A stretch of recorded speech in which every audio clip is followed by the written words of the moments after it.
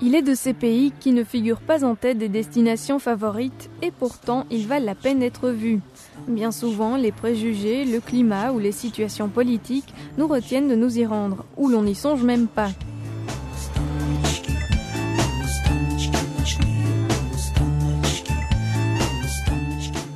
La Russie est l'un de ces pays et pourtant elle peut se targuer d'une culture riche et d'un passé prestigieux.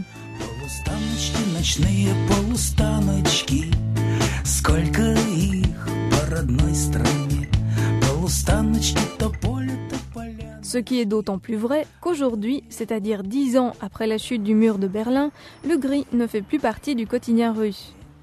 Et c'est principalement vrai à Moscou qui a subi une véritable métamorphose. À tous les coins de rue, on trouve des panneaux publicitaires, des voitures d'Europe de l'Ouest et des magasins chics.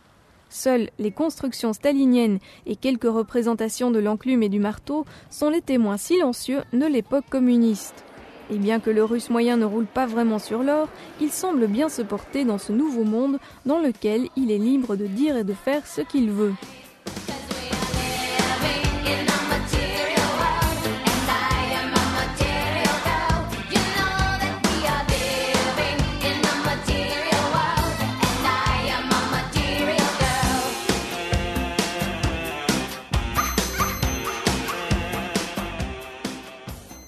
La Russie est bien souvent taxée de pays dangereux en raison de la mafia. Prétendre que la mafia n'y est pas active serait insensé, voire irresponsable.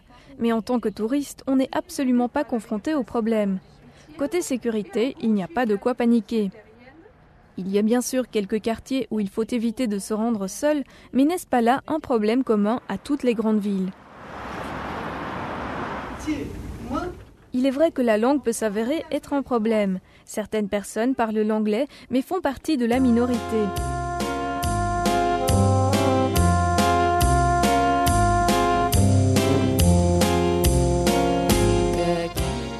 Le bateau constitue une manière unique et qui plus est très agréable de découvrir ce pays.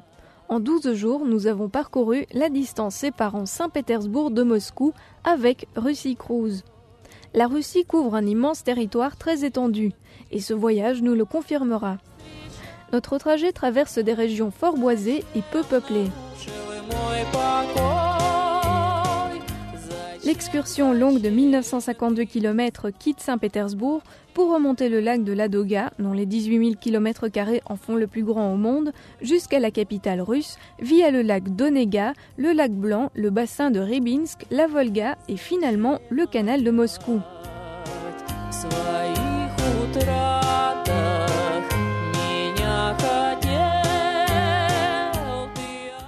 Par le passé, et là nous parlons de la période précédant la dictature stalinienne, le voyage durait 6 semaines.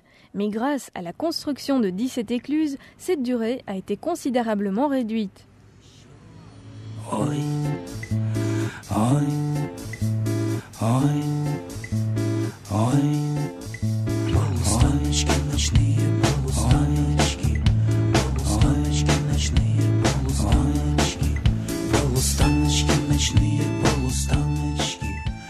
Dans la série qui va suivre, nous aimerions vous inviter à ce voyage pour une immersion totale dans le pays des tsars, de la vodka, du caviar et d'un peuple pour le moins chaleureux.